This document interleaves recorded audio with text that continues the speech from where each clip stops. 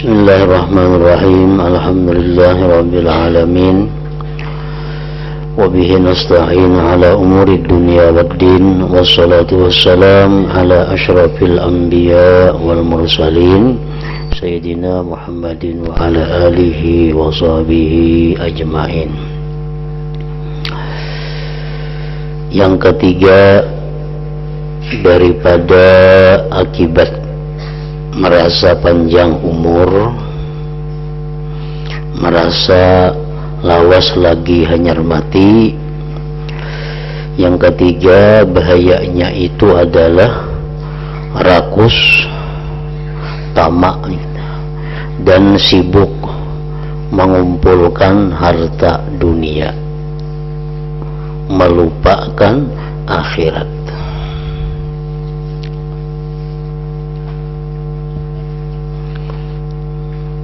Karena merasa masih lawas lagi hidup,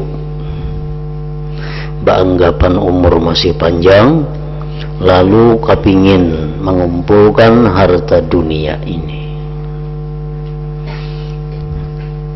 Dalam kitab Tanbihul Ghafilin dijelaskan bahwa kepingin mengumpulkan harta dunia itu ada dua macam. Pertama, mazmum, yang dicela. Mengumpul harta dunia itu ada yang dicela, yaitu orang yang mengumpul harta dunia dengan tujuan bermegah-megah, beragak-agak,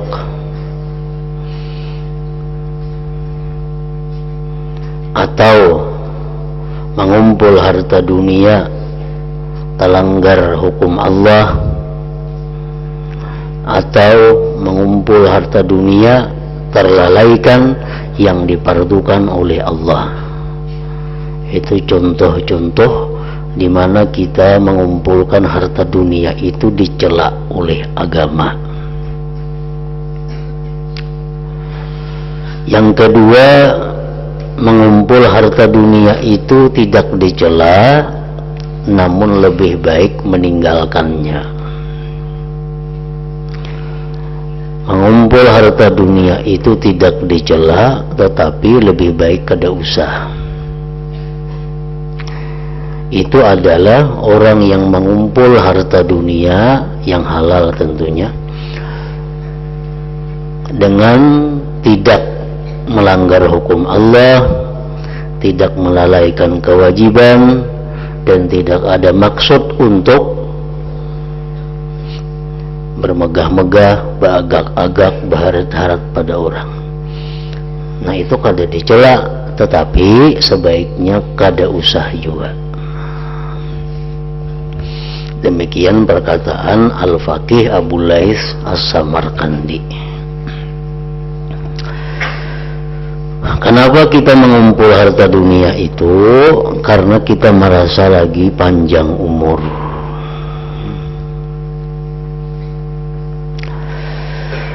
Engkau akan mengucap, berkata, aku takut jatuh miskin setelah tua. Karena muntuha aku miskin. Padahal merasa diri pacang tuha itu sesuatu yang dikatakan panjang angan-angan, tulul amal. Mungkin saja nanti aku tidak lagi mampu bekerja dan aku harus mempunyai kelebihan harta untuk kusimpan bagi keperluan kalau aku sakit atau buat bekal di hari tua. Itu perkataan timbul dari orang yang merasa dirinya itu bakal tuha, dirinya itu bakal garing kaina, dirinya bakal rumah sakit kaina. Nah, lalu itu timbul perasaan. Hal semacam ini dan semisalnya adalah termasuk perkara yang menggerakkan rasa cinta dunia. rakus mencarinya, dan mementingkan mencari rezeki.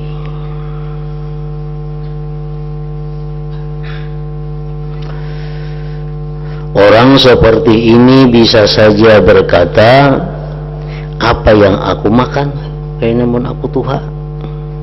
Apa yang aku minum, apa yang aku pakai, ini musim hujan dan ini musim kemarau, sementara itu aku tidak mempunyai apa-apa. Kalau umurku panjang, aku tentu sangat perlu. Kalau aku sudah mulai tua, aku tentu tidak dapat bekerja, padahal aku harus makan dan tidak meminta-minta kepada orang lain. Nah, itu anggapan-anggapan, perkiraan-perkiraan dari orang-orang yang merasa hidupnya masih lama.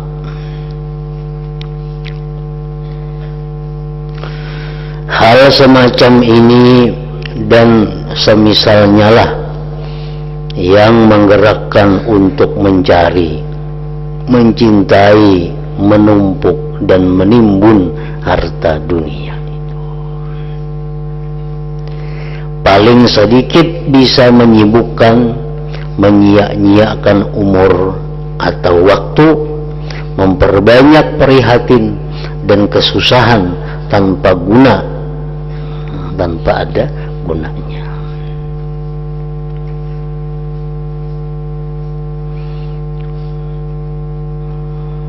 Sesuai dengan apa yang diriwayatkan oleh Abu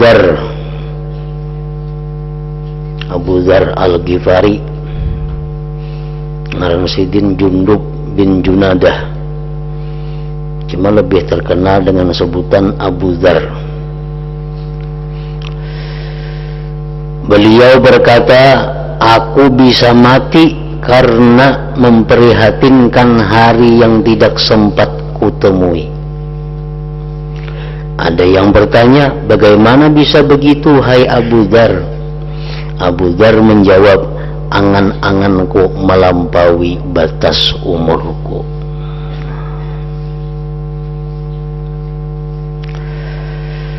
Kecintaan kepada dunia, menumpuk harta, rakus mencari dunia, salah satu penyebabnya adalah merasa panjang umur.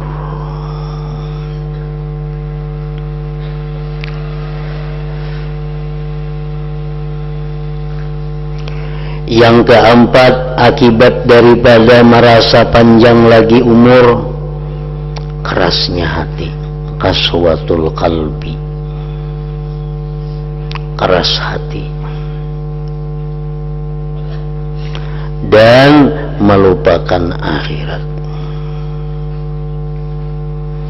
Keras hati itu berakibat kada mampan dinasihati. Keras hati berakibat kada mau menangisi kesalahan-kesalahan yang lalu. Keras hati berakibat kada tersentuh melihat penderitaan-penderitaan saudaranya. Nah, itu akibat daripada keras hati. Melihat orang kelaparan, kada ada hati rasa kasihan. Nah, itu tandanya keras hati. Kenapa hati kita bisa keras itu? Salah satu penyebabnya adalah merasa masih lawas lagi hidup di dunia ini. Para ulama mengatakan bahwa ada 4 perkara yang menyebabkan hati kita ini keras.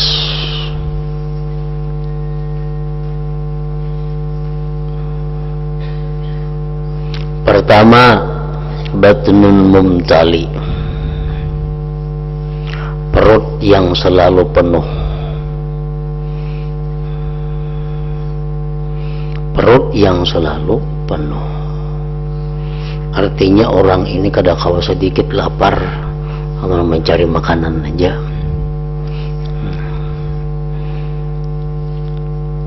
Ada kau makan tertunda nang sejam atau setengah jam, lalu abut mencari makanan.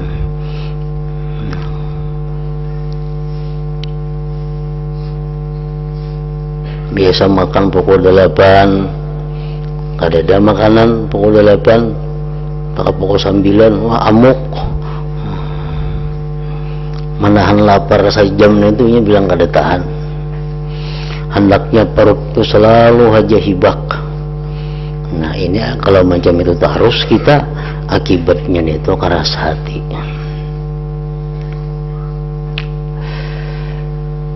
Yang kedua, keras hati itu disebabkan oleh sohbatul asrar, bakawan orang jahat. Bakawan orang jahat, pemabuk kawan, penjudi, penzina, orang kada tapi sembahyang, orang durhaka lawan ibu bapa, orang nang ketujuh menipu orang nang pikirannya hanya dunia aja. Nah itu dikawani menjangkit inya keras hati.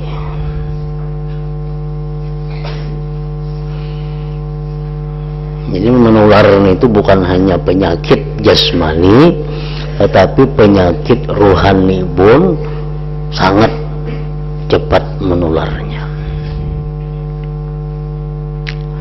Orang nang jahat itu semuaan jahat,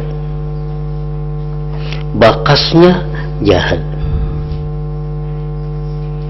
keringatnya jahat, pakaian nang bakas dipakainya jahat,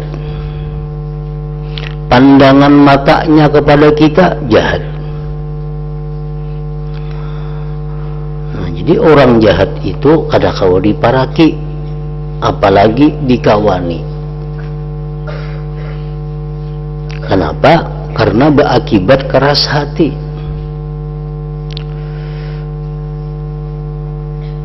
Napasnya aja jahat. Duduk betatai kita di taksi kah, ujik kah, orang ujiknya jahat orangnya. Bernapas minta cium kita, napasnya itu pun jahat.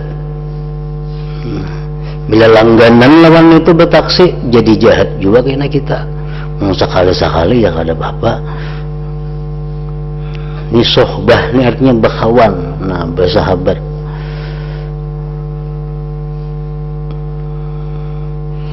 Sudah tahu nih bakas maling duduk di sini, jangan diduduki di situ. Kalau kita hati-hati. Nah orang nang baik pun macam itu juga. Sohbatul akhyar, bakawan lawan orang nang baik. Bukan hanya orangnya baik, semua apa nang dari inya itu adalah baik. Bakas inya baik, keringat inya baik, inya cangang lawan kita pun baik, inya ingat di hatinya pun baik. Nah, orang-orang dahulu itu ada memberi orang saleh duit hadiah. Orang memberi pian duit nah bahadiah. Nah pagarangnya si din ujar si nang beri duit ini supaya pian tuh ingat lawan ulun. Nah, ingatnya itu aja dicari, ingatnya orang nang baik nih tuh. Kalau kita nih diingat oleh orang baik itu sudah kuntak lawan kita. Kenapa? Orang baik itu orang yang dirahmati Allah. Dalam hatinya ada talintas ngaran kita, dalam hatinya ada talintas muha kita dapat rahmatnya. Nah itu orang jahat pun kayak itu juga. Orang jahat itu orang yang selalu mendapat ancaman Allah. Orang jahat orang selalu dapat kutukan Allah.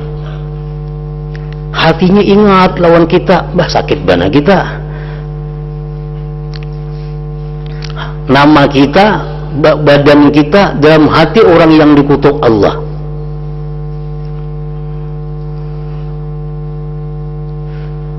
Nah, jadi di dalam kitab fikih disebutkan bahwa sah hukumnya kita membayar seseorang yang saleh untuk mengingatkan kita. sah tuh. Aku lapian ulun siwa umpamanya, ulun upah sehari pian 5 kali mengatakan ulun. Bila sekali ingat pian 5.000 ulun beri. Sah lah itu, sah. Dalam kitab pianah dan itu sah. Kenapa? Karena itu bermanfaat. Menyiwa, mengupah nang kada bermanfaat tuh kada sah. Ini manfaatnya besar, manfaatnya ganal. Nah, makanya orang-orang yang di zaman Nabi itu, yang bakas Nabi ini tuh berebut anak bakalahian, merebutakan yang bakas Nabi. Kenapa? Ini orang baik, bakasnya pun baik. Orang-orang tabiin itu berebut merebutakan bakas sahabat, karena sahabat ini orang baik. Bakas orang baik, baik juga. Nah,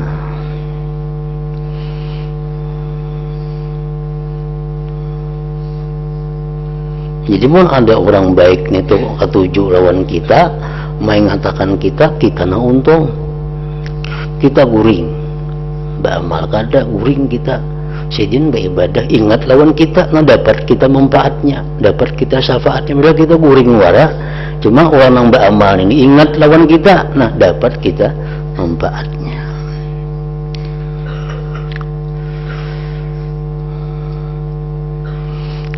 Itu diajarkan oleh agama kita, dicontohkan oleh Nabi kita.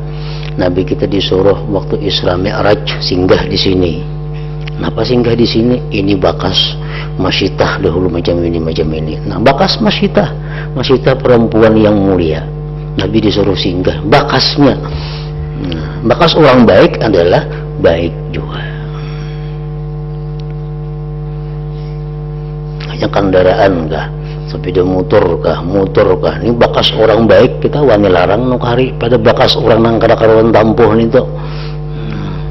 Ini motor ini bakas siapa ampunnya? Bakas orang baik. Harganya berapa? 10 juta. Ada motor nang sama, api nang memakai siwaan motornya. Nah, motornya rintalan. Orang berbicara menyewa motor itu juga, orang bawa binian bawa motor itu juga. Nah, berapa nih harganya? 8,5 juta. Aku nukarin 10 juta tadi kita. Kenapa nih motor bakas orang baik? Itu larang harganya. Nah, sohbatul asrar nang kedua, bakawan orang jahat. Nang ketiga, nisyanu dzunub, melupa akan dosa. Kada menggandang lagi lawan dosa. Itu akibatnya keras hati juga. Nang kelima, keempat tadi apa? Tulul amal. Bila kita merasa masih panjang umur, merasa lawas lagi hidup di dunia, wah itu alamat sudah keras hati.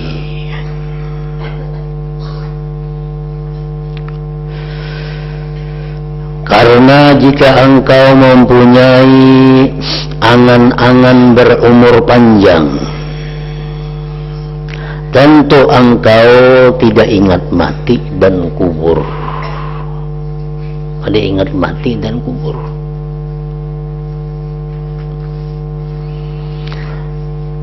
Sebagaimana dikatakan oleh Sayyidina Ali bin Abi Thalib karramallahu wajhah, yang paling aku khawatirkan menimpa kalian adalah dua hal. Satu, melanturnya angan-angan, paling berbahaya. Yang kedua, dan mengikuti hawa nafsu. Dan mengikuti hawa nafsu. Nah, kita ingat penjelasan yang dahulu bahwa hawa nafsu itu bukan hanya menyuruh kita maksiat, tapi hawa nafsu itu bisa menyuruh kita berbuat taat. Nah, tetapi taat yang disuruh hawa nafsu itu hasilnya nol, hasilnya kada berpahala. Kenapa? Karena suruhan nafsu. Banyak orang beribadah, banyak kita beribadah sesuai lawan hawa nafsu.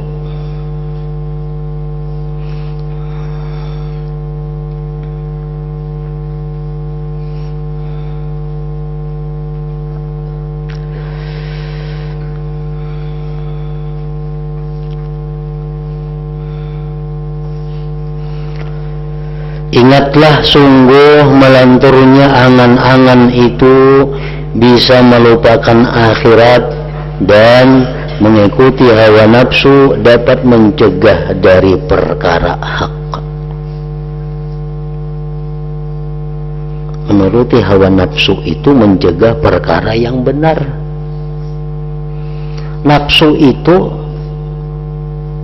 bagi orang-orang macam kita selalu mengarah kepada yang kada baik, kecuali orang-orang yang sudah punya nafsu mutmainnah.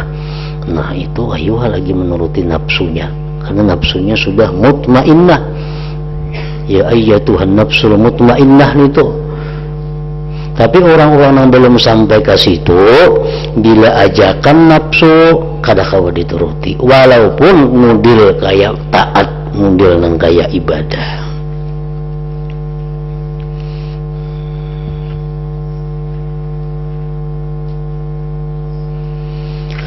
Jadi kalau begitu pikiran dan kebanyakan urusan engkau gunakan untuk membicarakan dunia.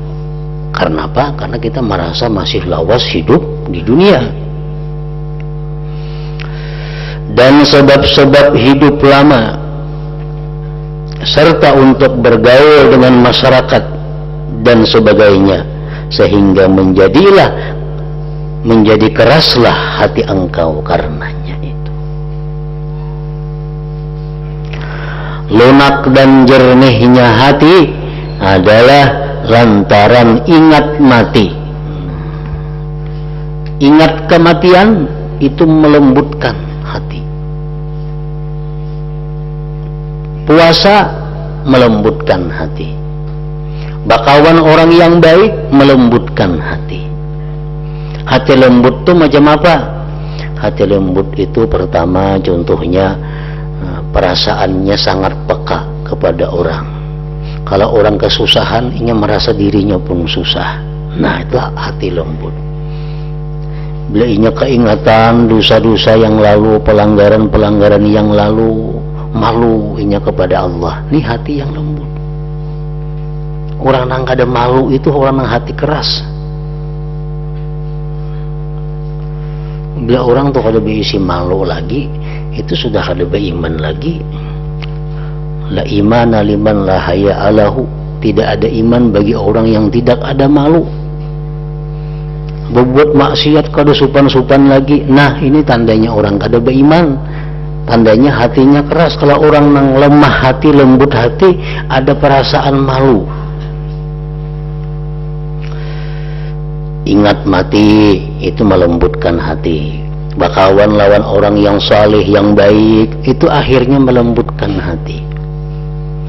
Orang tuh penyarikan. Nah, tapi akibat bakawan lawan orang yang baik-baik, di perlu waktu kalau mau pangkun payakun. Nah, akhirnya perlu sebulan atau setahun bakau orang saleh, akhirnya ada penyarikan lagi. Itu faidahnya bakawan orang yang saleh itu. Kemudian puasa melembutkan hati. Lunak dan jernihnya hati adalah lantaran ingat mati. Siti Aisyah radhiyallahu anha, istri Rasulullah sallallahu alaihi wasallam, pernah bertanya kepada beliau, hal yuhsyaru ma'as syuhada ahadun? Ya Rasulullah, hal yuhsyaru ma'as syuhada ahadun? Ujar Aisyah, wahai Rasulullah, di akhirat nanti adalah orang yang digabungkan lawan orang syahid, padahal inya kada mati syahid. Adalah manusia di akhirat kayaknya dihalau dalam gulungan syuhada, padahalnya matinya di kamar, ada mati berjuang sabilillah, tapi di akhirat ternyata dimasukkan kelompok orang yang mati fisabilillah. Kala Nabi, na'am, ada ya Nabi, ada. Siapa mereka itu? Man yazkurul mauta fil yaum wal lailah 20 marrah. Orang yang ingat mati dalam sehari semalaman itu 20 kali.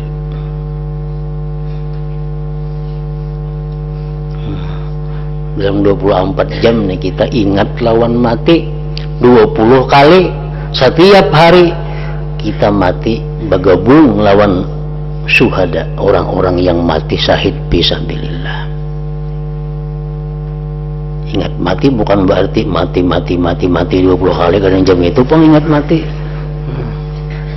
Jadi amalan misalnya ingat mati 20 kali sehari lah, kadang macam itu. Maksudnya minimal kita dikatakan ingat mati itu 20 kali sehari, kita berdoa lawan Tuhan supaya dimudahkan kematian. Nah, itu minimal. Contohnya bila kita berdoa Allahumma a'inni 'alal maut wa hawwinhu 'alayya. Ya Allah, tolonglah aku menghadapi kematian dan mudahkan kematian itu atasku. Nah, ini contoh minimal mengingat mati. Kita tahu mati itu berat, mati itu sangat sakit, sangat sakit dengaran mati ini tuh.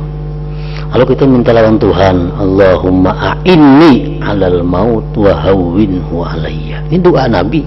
Nabi kan berdoa itu sih.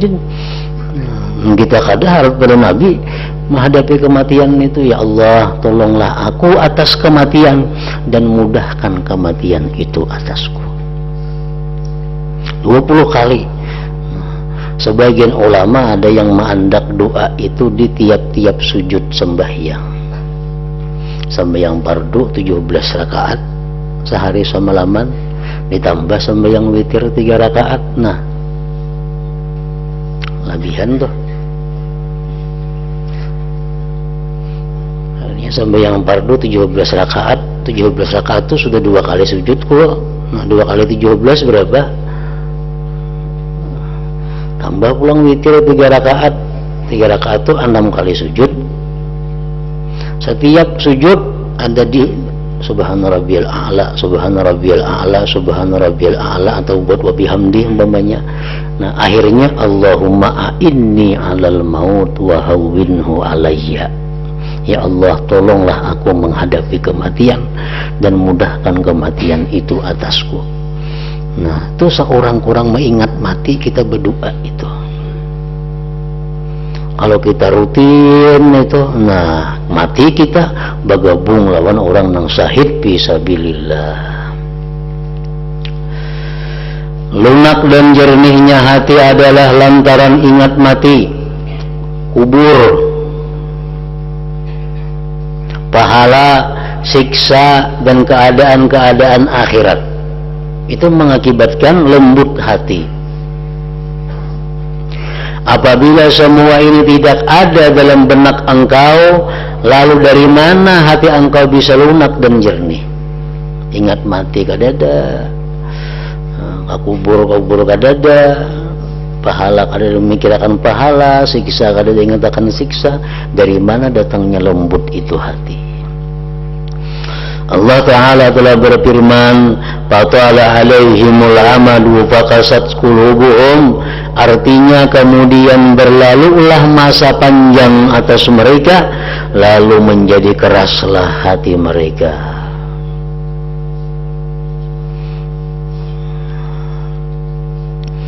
Dengan demikian, apabila engkau melanturkan angan-angan taat, engkau tentu hanya sedikit.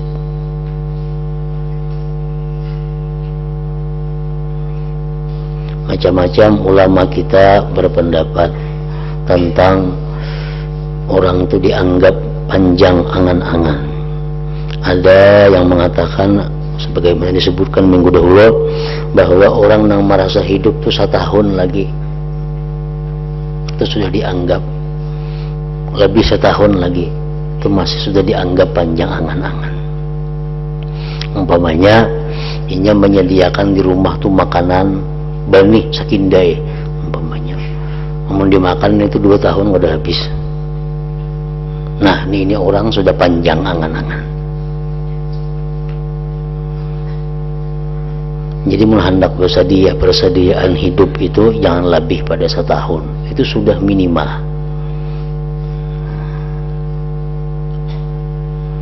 Yang kedua, pendapat yang lebih lagi bahwa 6 bulan.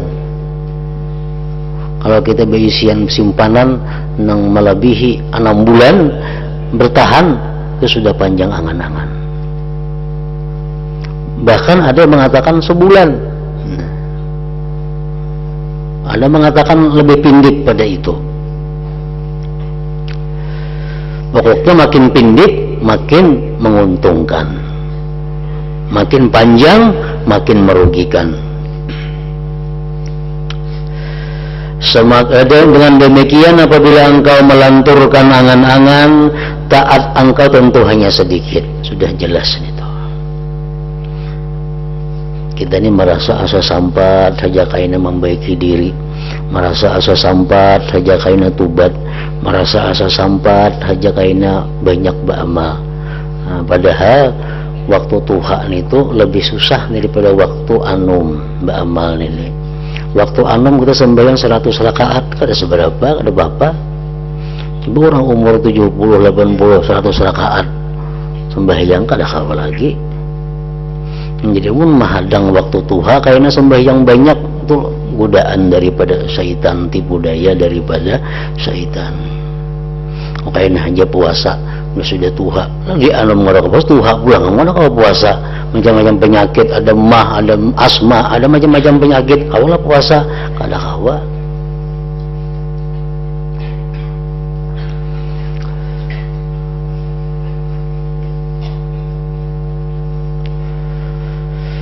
Apabila engkau melanturkan angan-angan, taat engkau tentu hanya sedikit. Semakin mundur tobat engkau.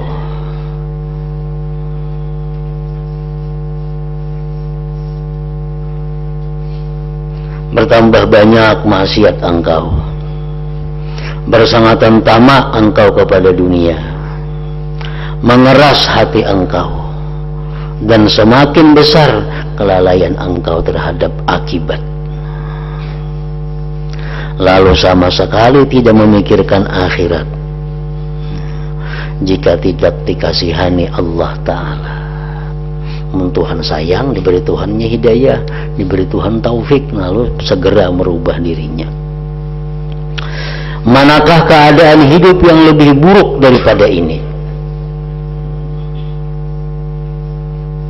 Taat sedikit, tobat kada, maksiat bebanyak, tamak bebanget, keras hati bebanget. Nah, mana hidup yang lebih buruk daripada ini? Manakah afat penyakit yang lebih besar daripada ini? Ini semua timbul karena melanturnya angan-angan, karena merasa panjang lagi hidup di dalam dunia ini.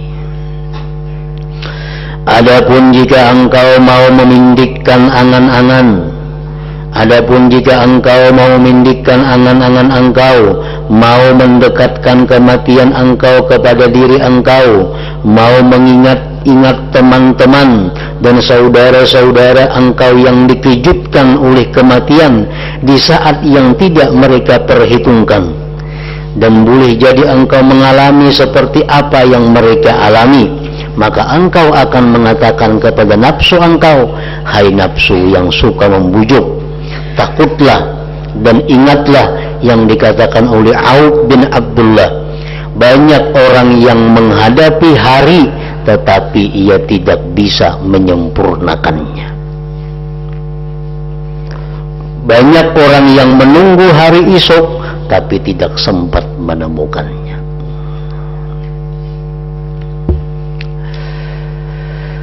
Seandainya engkau mengetahui batas umur engkau dan perjalanan umur itu, niscaya engkau benci terhadap melanturnya angan-angan dan bujukannya itu.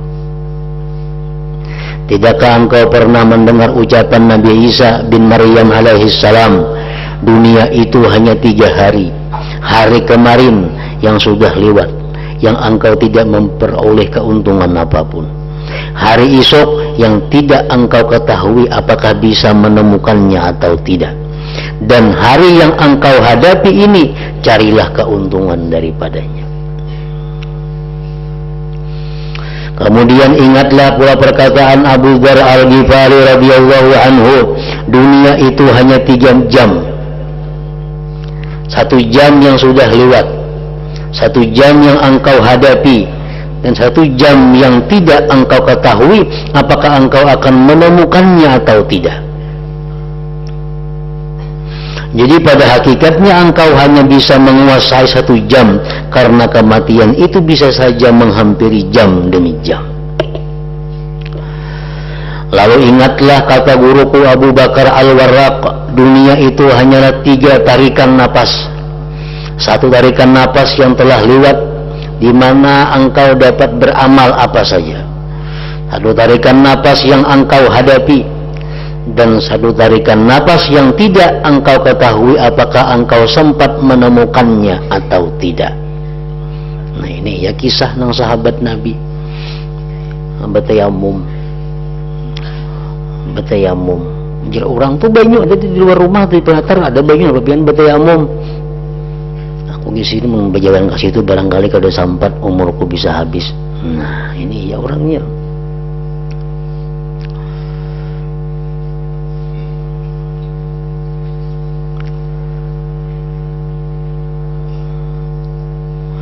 Karena banyak orang yang bernapas sekali, tiba-tiba kematian menghampirinya dengan mendadak.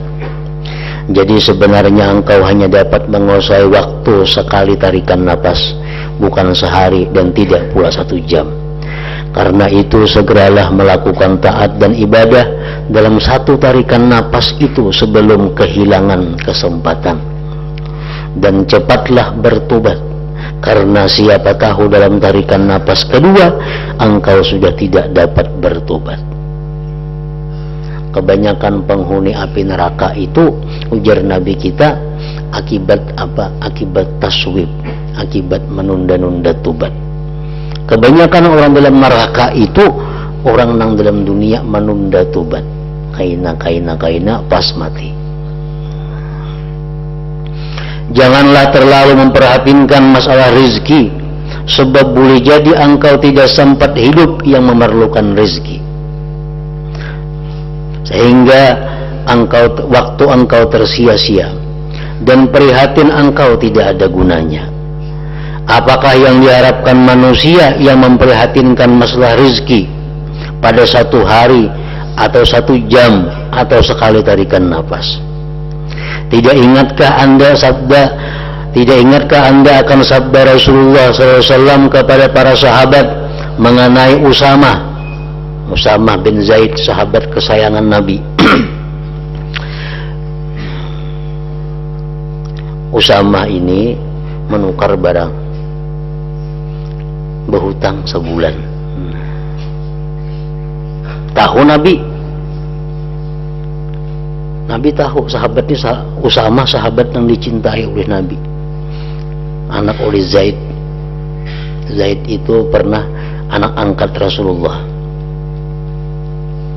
Nah Usamah ini berhutang, nukar sesuatu sebulan, duitnya hanya bayar. Tahu Nabi kita, ujar Nabi, hai para muslimin, tidakkah kalian merasa heran terhadap Usamah yang membeli dengan tempo sebulan? Usamah benar-benar melantur angan-angannya, ujar Nabi. Nabi sudah mencela Usamah karena wani berhutang sebulan. Berarti Usamah ini merasa hidup lagi sebulan. Kredit pun 3 tahun, maginnya lagi artinya. Kredit sepeda motor 4 tahun, kredit motor 5 tahun, waninya. Sebulan ini dipadahkan Nabi sudah panjang angan-angan.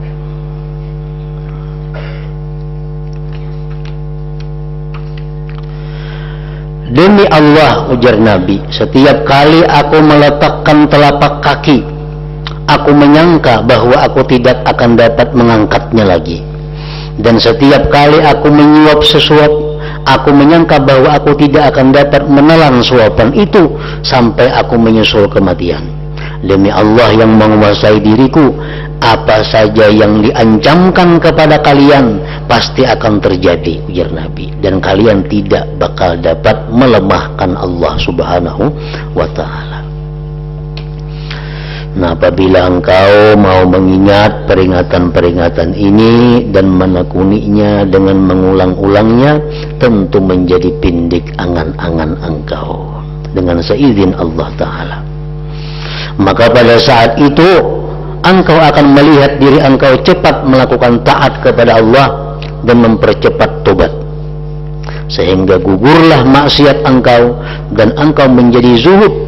Hati tidak terpancing kepada dunia, tidak suka mencari dunia, lalu ringanlah hisab di akhirat, dan hati engkau masuk ke dalam suasana mengingat akhirat serta huru-haranya.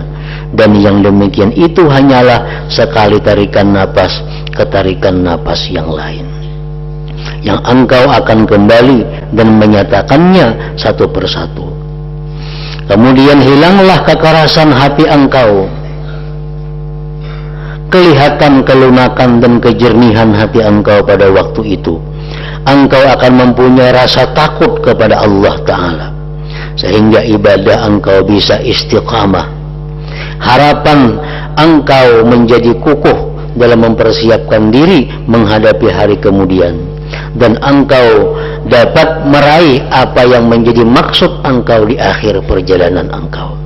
Semua itu sesudah mendapatkan anugerah Allah Ta'ala oleh sebab satu pekerti, satu akhlak, satu sifat, yakni pindiknya angan-angan hidup di dunia.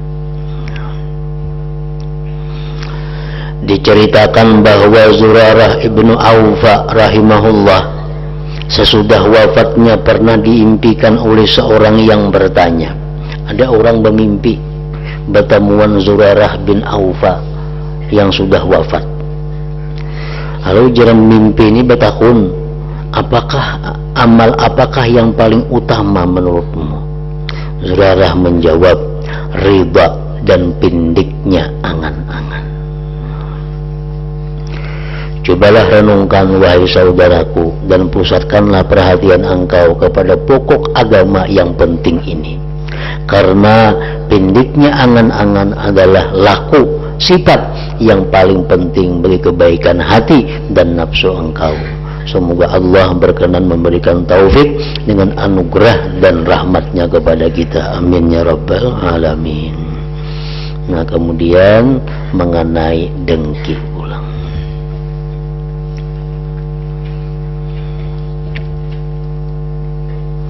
Ila hadratin Nabi sallallahu alaihi wasallam. Al-Fatihah. Iyyaka na'budu wa iyyaka nasta'in. Ihdinas siratal mustaqim. Bismillahirrahmanirrahim. Alhamdulillah rabbil alamin. Allahumma shalli ala sayyidina Muhammad wa alihi wa sahbihi ajma'in. Allahumma ighfir lana ma akhta'na wa ma ta'ammadna wa ma asrarna wa ma a'lanna wa ma asrafna wa ma anta a'lam bihi minna. Antal muqaddim wa antal muakhir, la ilaha illa anta. Allahumma anfa'na bima 'allamtana wa 'allimna ma yanfa'una wa zidna fahman wa ilman wa amalan wa hudan wa taufiqan bi rahmatika ya arhamar rahimin. Sallallahu alaihi sayyidina Muhammad wa alihi wa sallam. Alhamdulillah rabbil alamin.